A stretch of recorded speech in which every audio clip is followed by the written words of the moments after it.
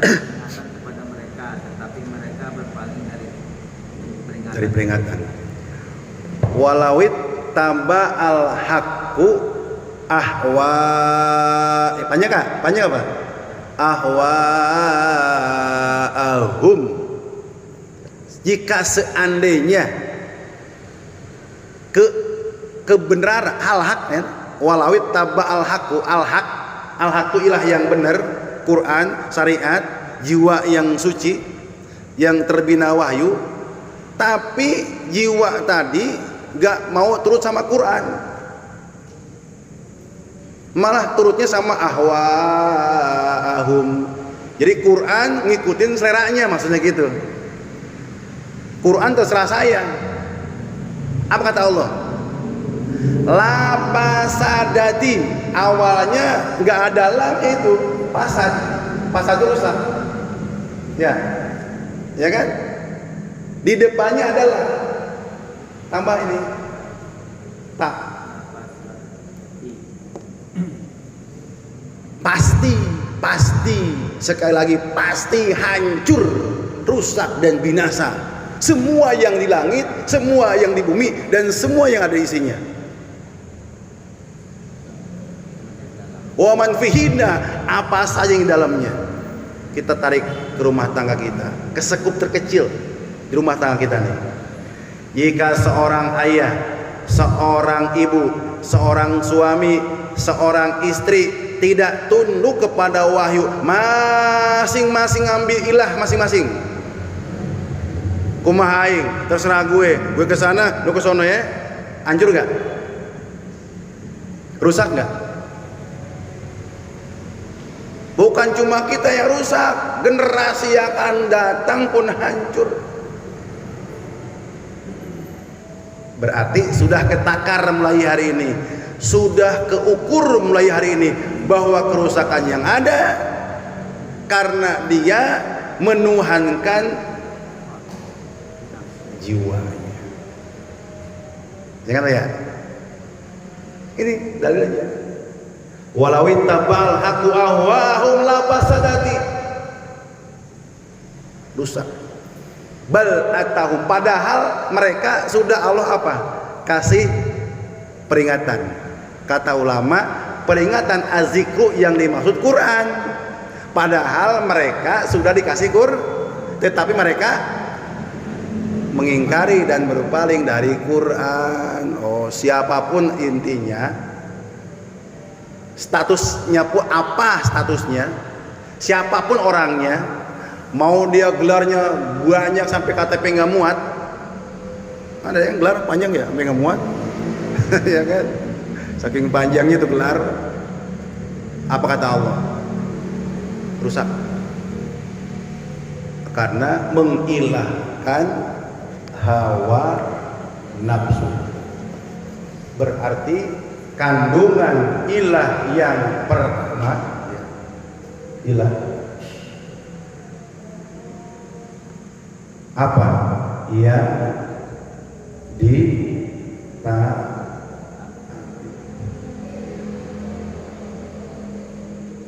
yang dicari,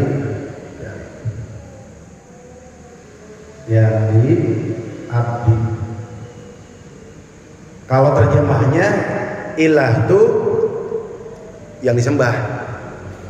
Terjemahnya Pak, kita kan bicara makna tadi, kandungan isinya. Kenapa sih ilah berat banget gitu? Karena ada isinya.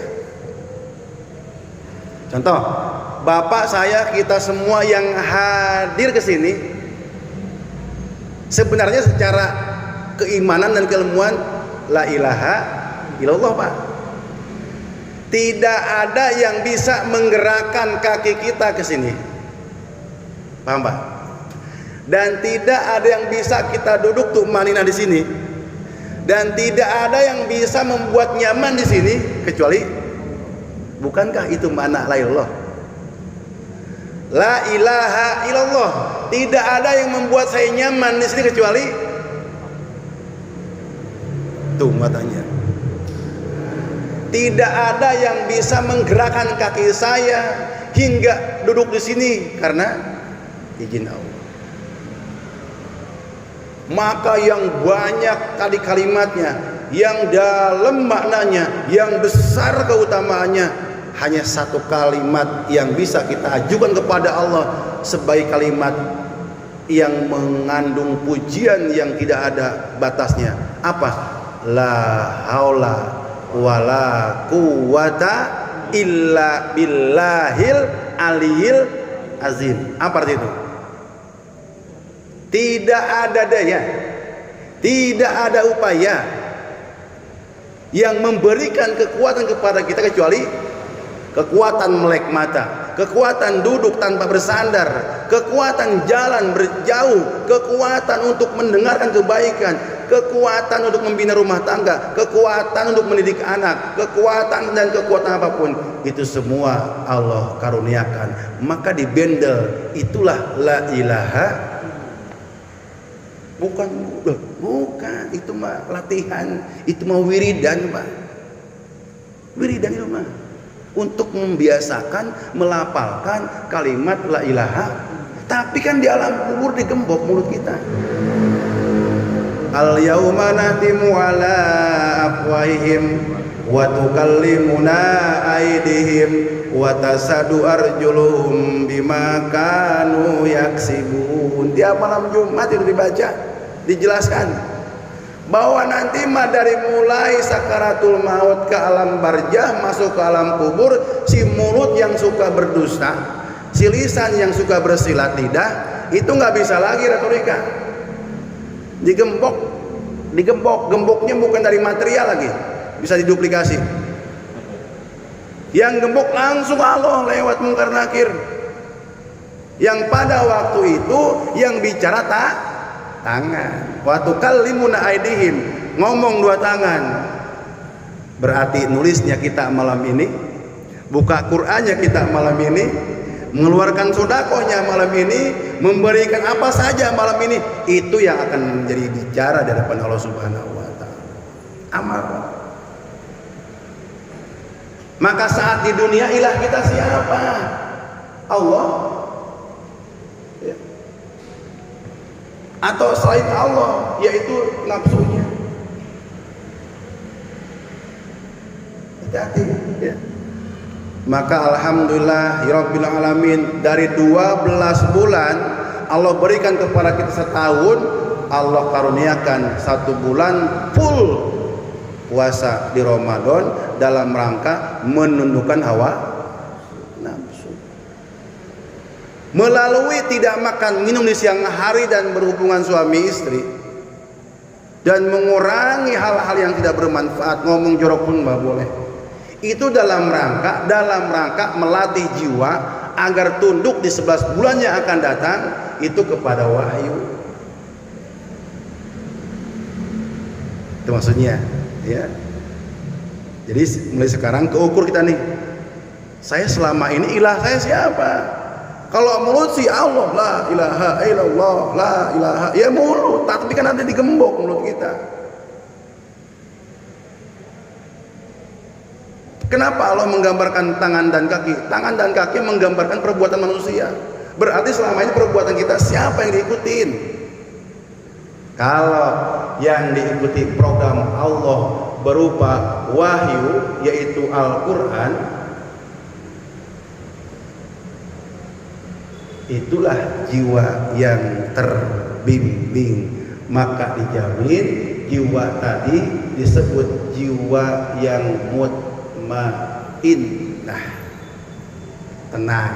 Miskin tenang, nggak punya duit tenang, punya masalah tenang. Kenapa kamu selalu tenang? Apapun yang Allah hadirkan kepada saya, Allah yang ngasih. La haula wala quwata illa billah. Dan size-nya sudah Allah ukur. La yukallimullahu nafsan illa. Kalau orang itu paham, nggak lebay, nggak cengeng, nggak punung, nggak ngambek. Orang bertauhid itu nggak cengeng. Aduh, Pak, lagi miskin saya. Terus ngapain lagi miskin? Mau cengeng? Kan diuji dengan 2 hal, miskin dan kaya, kaya dan miskin. Miskin ujian pahit, kaya ujian manis. Lagi miskin bingung mau makan apa, ya kan? Lagi miskin nih bingung banget makan apa ya kita. Kasih kaya kayak si Korun. Aduh bingung nih nyari naruh duit di mana ya katanya. Makan di mana? Mau makan siapa? Lagi miskin bingung makan apa, udah kaya bingung mau makan apa. Mau naruh di mana duit bingung. Artinya tetap bingung kan? Bahkan kalau dalam sejarah kebingungan dalam kekayaan ambles Korun, Sa'labah hancur. Berarti rada-rada bersyukur kalau kita diuji miskin. Yang penting bertauhid, itu masalahnya. Ini udah miskin iman, kafir juga miskinnya. Jadi kafir miskin gitu. Kalau fakir miskin udah umum, tapi kalau kafir miskin ngeselin.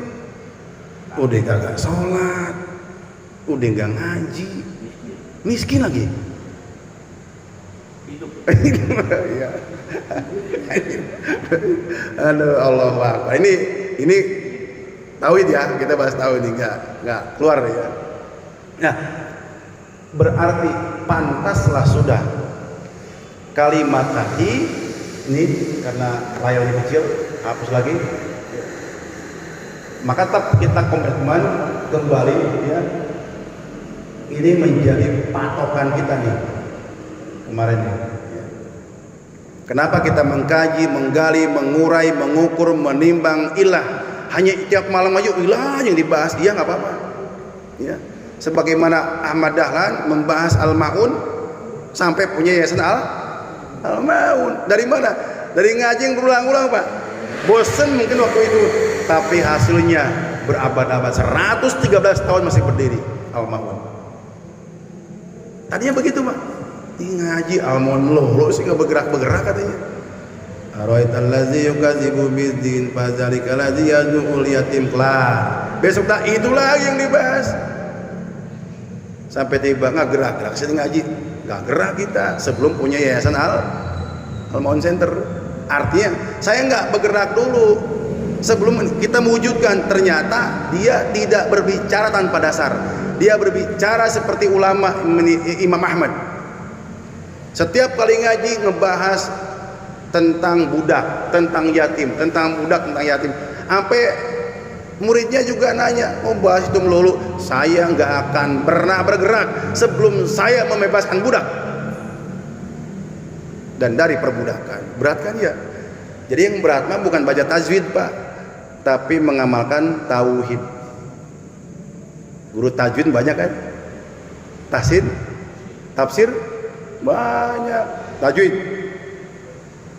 tahsin, tafsir banyak, tauhid ngeri. Begitu lihat istri aja nggak pakai jilbab, misalkan keluar teriak-teriak kayak tukang parkir, itu kan melanggar Quran. Di surat Luqman, kalau perempuan teriak-teriak kayak dari kuda himar nanti. Ya kan, panas di Taliban tuh ditutupin perempuan gimana dia? Itu memuliakan sebenarnya. Kenapa? Kalau bisa mah sebutir bulu, seulai bulu, sebutir pori-pori nggak boleh nampak oleh orang lain, karena perempuan semuanya aurat. Untungnya ada hadis gila kecuali telapak tangan dan muka. Tapi kalau penguasa sudah mewajibkan tutup aurat semua, wajib hukumnya. Wah ini ngeri nih. Di Indonesia ilmu telanjang masa bodoh depan masjid daripada ini. Kenapa? Dari sini. Penutup nih, baca ini Pak. Jadi malam ini kita mengamalkan 47 19 dari mana? Dari sini. Dari kewajiban. Kewajiban mendalami atau mengkaji, apalagi memahami, mengilmui kalimat la ilaha. Jadi perintah Allah Pak ngaji ini ya. Coba baca terjemahannya ya. Surat Muhammad ayat Maka ketahuilah ya. Fa'lam annahu la ilaha illallah. Fa'lam apa pakul ayatnya Pak? Pakul apa fa'lam? Fakram. Bukan pakul kan? Fakram. Kalau pakul apa? Sok ngomong. Ayo ngomong. Ayo ngomong. Nah, pakul. Ngomong deh. Pakul. Berarti la ilallah. Boleh. Tapi kalau instruksinya fa'lam, diem, nggak usah ngomong, tapi buka kitab. Oh, dalam ini, pahami ini, kaji ini kalimat annahu la ilaha illallah. Maka lihat tafsirnya. Kok langsung wastagfirli dan bika walil mu'minin. Ayat coba deh ayatnya. Kok langsung suruh istighfar? Suruh mohon ampun? Ayatnya seolah nggak nyambung ya. Coba terjemahnya utuh, baca Pak Sep. Kelihatan nggak? 19 ya. Iya. Maka ketahuilah bahwa tidak ada Tuhan yang patut disembah Selain Allah. Iya. Mohonlah ampun atas dosamu dan atas dosa orang-orang mukmin. bayangin. Dan Kaki dan berbuat, dan Allah mengetahui di mana kamu tempat tempat tinggal. usaha dan tempat tinggalmu. Kan secara terjemah kan nggak nyambung ya. Maka ketahuilah pengetahuan model apa yang bisa ngerontokin dosa. Maka ketahuilah pengetahuan model apa yang menyadarkan dirinya punya dosa. Sampai sesadar betulnya orang mukmin pun mohonkan ampun yang lain. Dasar nggak Pak tauhid? Memberikan efek kepedulian pada orang lain. Ya Pak, ya. Coba kalau nggak ngaji, cuma baca terjemah, nggak nyambung. Maka ketahuilah sesungguhnya tidak ada Tuhan selain Allah. Dan mohon ampunlah. Kok tiba-tiba mohon ampun? Artinya setelah kita berpengetahuan tentang ilah, muncul dan nampaklah dosa-dosa masa lalu. Oh, ternyata selama ini kita nih nyembah hawa nafsu, susah diatur sama Allah. Teriak-teriaknya kepada Allah, Allahumma rahamna bil Quran, ya kan? Waj'alhu lana imama wa nura wa hudan wa rahmah. Allahumma zakirna. Nah, bareng-bareng. Tapi saya nggak lanjutin. Nanti keenakan nyanyinya. Itu mananya apa maksudnya, ya kan? Kan minta ya Allah, jadikan Quran itu sebagai apa? Banyak Pak. Waj'alhu lana imama wa nura wa huda wa rahmah. Ya Allah, jadikan Quran sebagai imam, pemimpin. Maka pemimpinnya nggak baik Quran jangan diikutin. Walaupun nyanyi enak banget, merdu banget kita dengar, bukan nyanyiin doa. Wa nur cahaya dari kegelapan. Wa huda petunjuk dalam kehidupan, Google Map kita Quran. Wa rahmah. Bahkan waj'alhu lana hujjah. Apa hujjah? Dalil, kekuatan, alasan. Pernahkah kita ngomong sama istri pakai jilbab? Ini ayatnya nih, Al-Ahzab 59. Pernah begitu enggak? Berarti kita belum berhujah pada Quran. Apa takut sama istri? Musyrik. Musyrik takut sering tahu kan? Secara harfiah, ya kan? Inilah tauhid. Para jamaah rahmat Allah Subhanahu wa taala, terasa waktu.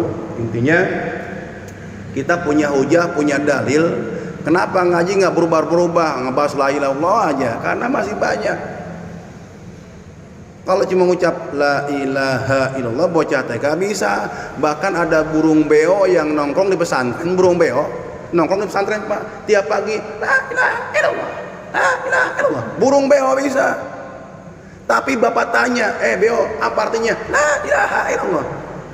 Artinya la ilaha, ya berarti ada orang baca la ilaha illallah tak tahu maknanya sama dengan maka jangan membeo. Apa jangannya selama Islam kita membeo nih, ikut-ikutan ya? Atau Islam KTP, ada buku kecil karangan Umar Basir, bukan Abu Bakar Basir, bukan Umar Basir, Islam KTP. Ada Pak, ya, pengarangnya Umar Basir, Islam KTP, di dalamnya ada syarat syahadat. Bagus itu bukunya. Iya. Cuma nggak terbit lagi saya lihatnya. Baik, saja malam ini sekali lagi dicatat, diingat dan dihafalin ini nih. Sampai sehafal-hafalnya. Kalau mau beli kitabnya Syarah Fathul Majid karangan Syekh Ibrahim Al-Syekh. Ya. Beli deh bukunya. Kemana? Ke Bu Sopi. Ntar 2 hari paket. Ya, bayar. Jadi kalau mau, ini rujukan ngaji apa sih? Kitabnya kitab tauhidnya Fathul Majid. Ya. Baik, mohon maaf lahir batin. Nanti kita ada tanya jawab di luar ini. Mari sama-sama kita akhiri pengajian kita dengan bacaan hamdalah dan doa kifaratul majlis. Alhamdulillahirabbil alamin. Subhanaka Allahumma bihamdika asyhadu an la ilaha illa anta astaghfiruka wa atubu ilaik. Nasrun minallahi wa fathun qarib wa basyiril mu'minin. Assalamualaikum warahmatullahi wabarakatuh.